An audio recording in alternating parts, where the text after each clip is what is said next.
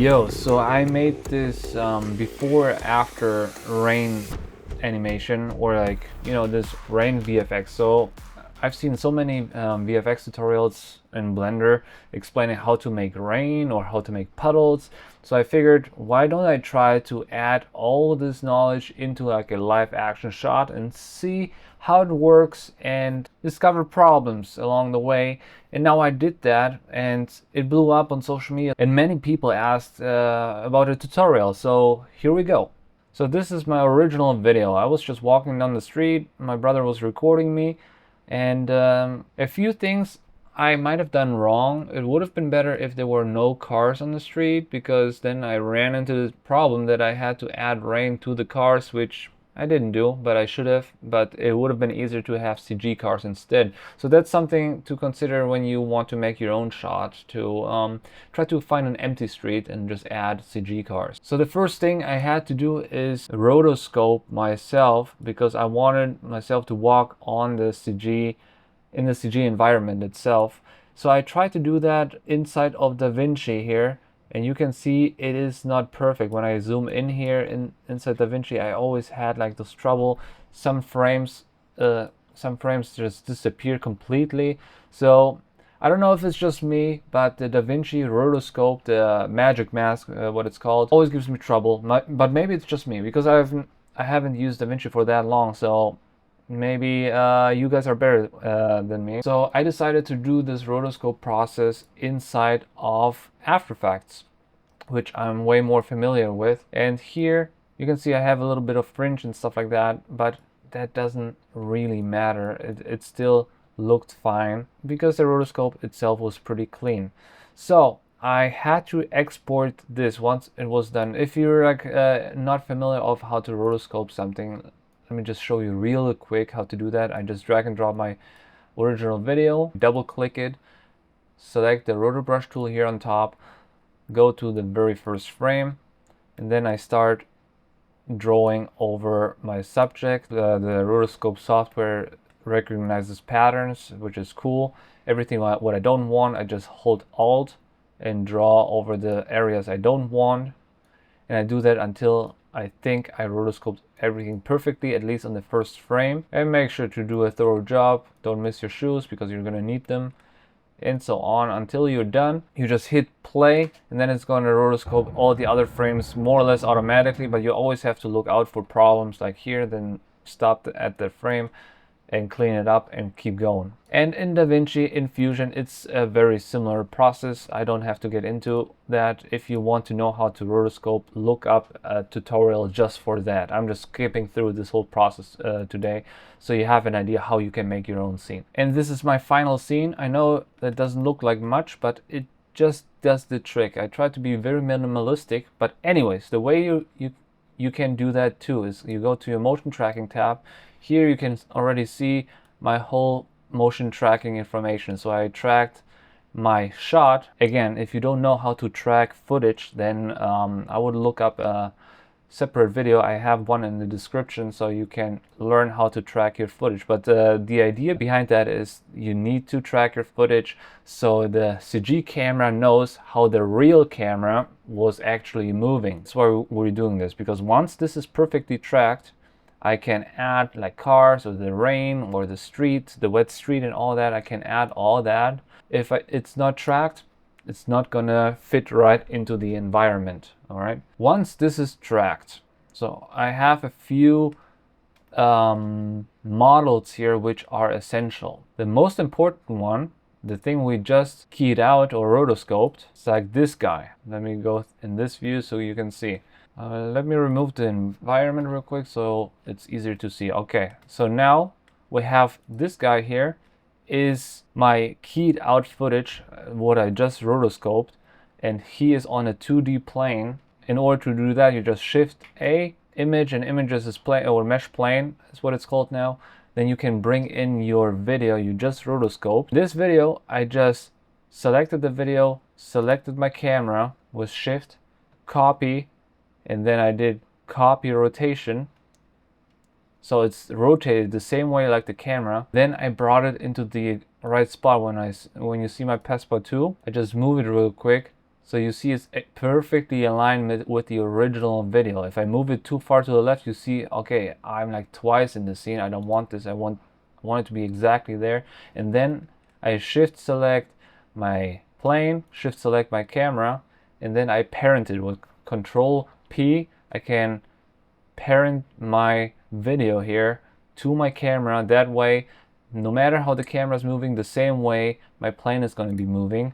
In that way, it's going to be perfectly overlaid to the actual video. And then I actually have my 2D character moving in 3D space. And one extra step I had to do, because if I just left it like this, it would just be moving the same way that the camera's moving, but I wanted to pull back, or like, because I'm moving towards the camera, I needed to scale back towards the camera. And the way I did that, and I copied the locations, I select my plane again, shift select my camera, I copied the location like right here. I can't redo this right now because I did it already. That makes this video jump right here to the same origin point.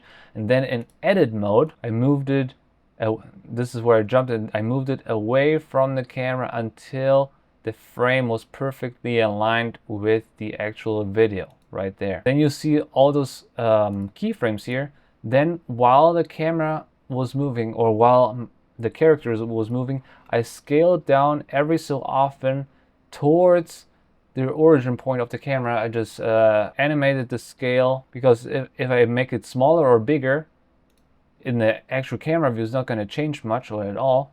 But here it actually moves towards the camera. That way it actually moves in 3D space, which is important to have the whole reflections on the ground to work proper. This is the real magic. After that, what I had to do is making a puddle shade. I can go real quick how I made this puddle, but again, there's lots of tutorials out there how to make puddles in Blender. This is just a way which works for me, which is fairly simple. So the most important thing here is, I would say, is those two nodes here. This is my, if you don't know, this is my shader editor, and I made a transparent node and a glass node. Okay, because what I want is to have some of the area reflective, like glass. Others, I just want to be transparent. Everything what is wet is just glass. Everything what is not wet is transparent. Okay, those are those two nodes for. Those are connected to a mix shader, and this mix shader is driven by a noise. When I just turn on this, you can see this is, you can see better here. This is basically just a noise texture. I can change it here if I want to, but this is like the kind of pattern I liked.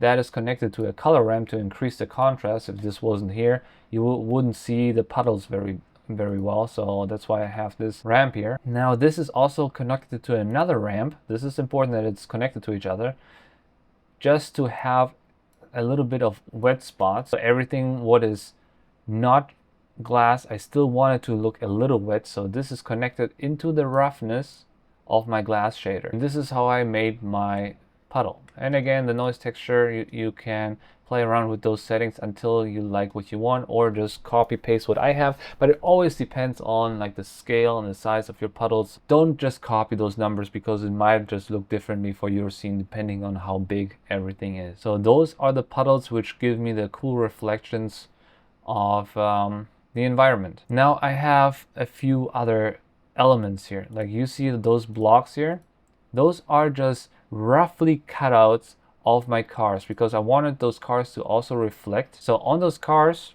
those fake cars, see, they basically project the actual video I recorded from camera view. So whatever objects I have, like these cars here, they're gonna, from the right perspective, like this one, the camera view is gonna perfectly reflect. Of course, the better job you do modeling this car, the better, but you can see in my example here, it's not modeled very well. It's just like a block, but good enough. I don't want to waste too much time on this. But when I go on the material, I can show you how I have the material set up, and I also have this material on the background, on the floor, and everywhere. That's why it looks so weird everywhere besides the camera angle. But if you just look through the camera, you can see it looks fine. If you look outside the camera, it doesn't look great. But it doesn't have to, because all I want is this image to look perfect. And the way I did this, I have my regular principled BSDF. I made it metallic so it's a little more shiny, but generally speaking, this is the important note here. I have the actual video as a material, all right? And make sure the right frame number is selected. So my video is 189 frames long, just like my timeline. So this is aligned. If that wasn't aligned, I would have a problem. Now I have a mapping and a texture coordinate node, and here in the texture coordinate node I have it projected from window. Window goes into the vector. If that wasn't from window, it was like something else, it would just look weird. I wanted to go exactly from the window, the upper window here.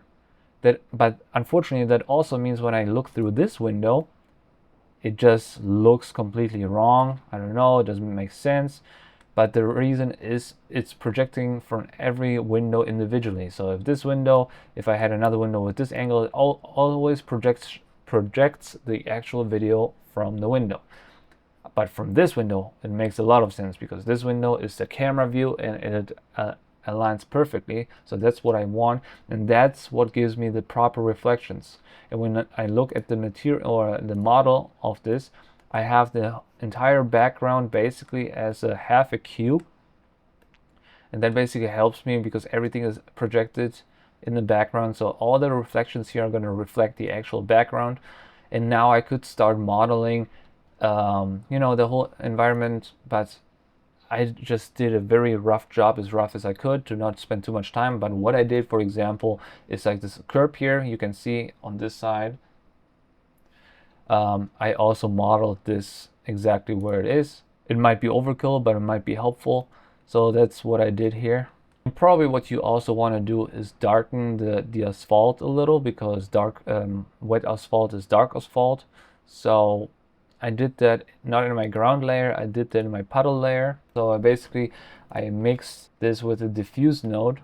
So I mixed the shader with a diffuse node and just made it darker. It's up to you how dark you want it to be, but that's basically what I did here. And then with the factor, I can just determine how dark I want it to be or how original puddles I want. There's probably better ways to do that, but that was just like a simple, fast solution. So yeah, that's what I did. And you know, don't go crazy here, just do a little bit because you don't want to lose your puddles either. All right, that is the complicated part. Like you can see that I had to model a little bit my my puddles a little, because I wanted to get those puddles in here behind the car. I didn't want it underneath the car, so I had to model this here and there a little bit. Again, could be overkill, but you know, people always look precise. So if I didn't have this edge here, like if I didn't have this, it might just look wrong if it's not wet at this part. So that's why I brought it in here. And that's also why it's important to have those car models. If I didn't have this, see, it's not even done properly. Like if I spend more time on this, I would need to bring this, you know, model this a little more detailed. So you can see, look at this edge here. The more detailed job I do, the better, because you can see how the outline is not perfect. But yeah, that's kind of stuff. You have to decide for yourself how detailed you want to go. Obviously, the more detailed, the better. But if you spend too much time on it, then you know, it defeats the purpose and it just takes too long. And technically I would also need to model the other car, but I was just looking through this view, what can you actually see in the end result and what can you not. And once you have one car, technically you can just Alt D, bring the other car where the other car is, you know, something like that. Then on top of that, I had my rain particles. I actually made particles for that. I don't know if that's necessary, because what you can do instead is having just a video of rain tracked into the camera, which I also did, but I wanted to do both because I wanted to do it proper. So the rain particles, let me go to the particle emitter so you can see my settings. I have I think 100,000 particles. I have my particle emitter basically exactly where the camera is looking, not too far right or left, because you don't want to waste any particles. And in the settings were pretty simple. The scale, I read in the comments of my social media post that my particles were too big, So if I had to render it again, I would probably make them a little smaller. I just didn't want to lose them. Scale randomness on 1. Under the object, I rendered one particle object. Let me see if I can find it. There it is. I just made an icosphere. Let me just show you how I made this raindrop. I made a mesh and icosphere and decimated subdivisions only on 1. Let me bring it over here. All I did was I just selected the top point in edit mode, brought it up a little. Back in object mode, I shade smoothed, then I gave it just a glass material. I just went on new, deleted the principled BSDF, gave it a glass shader, glass BSDF, connect this. Now it looks like glass. You can dial down the IOR to 1.33 because it's the IOR of water. Probably makes no difference because it's like so many small drops, but if you want to do it proper, do it that way.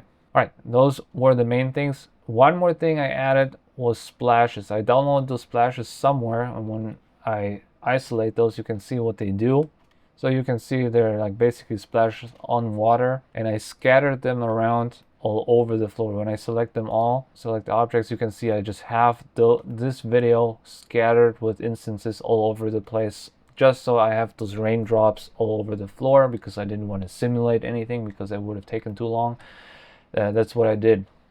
And for the splash material, I did a similar move. I have a transparency and a translucency node. Mix those together.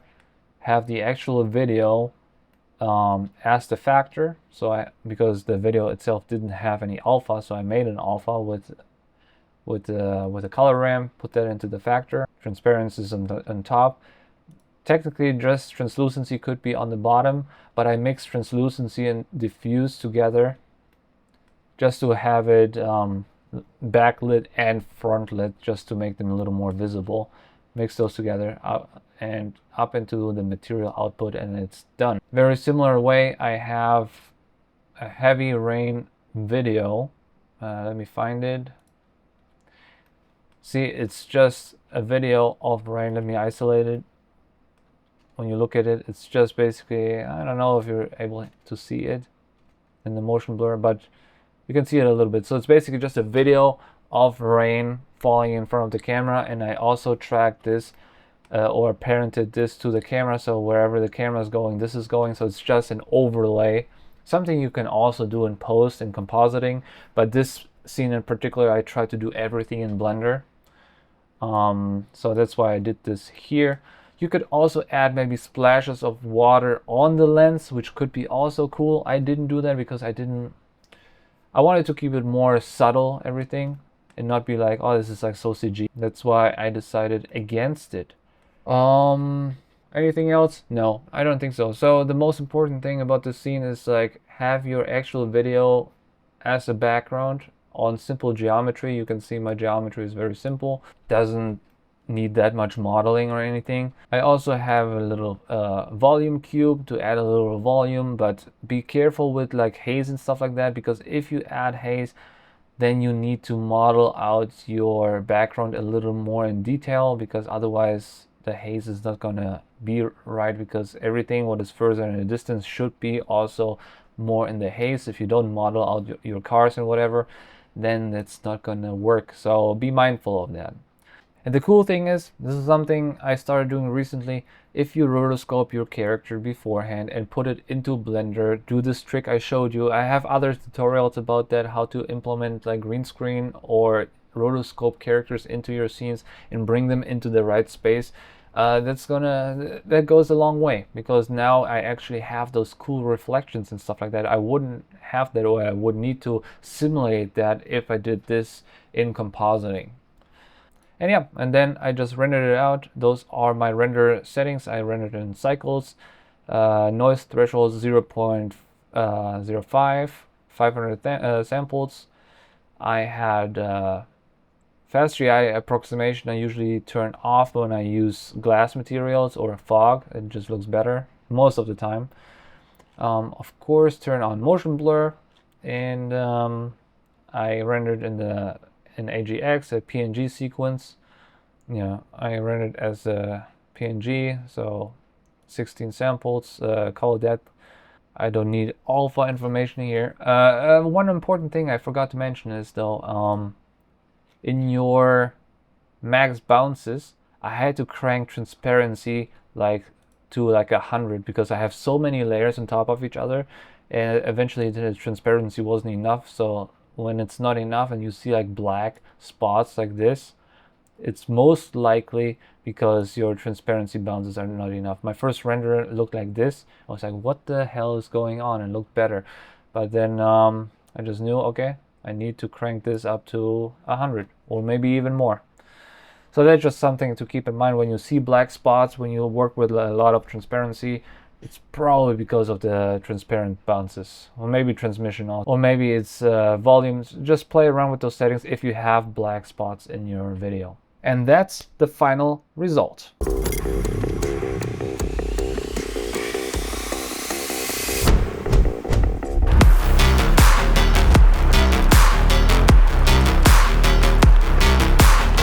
So guys, thank you so much for watching. If you have any questions, I know I just rushed through this, but really I just combined lots of tutorials I watched and made into one video. So if you have any specific questions, let me know. I can direct you to the proper tutorials to explain those certain things. So thank you so much and see you in the next video.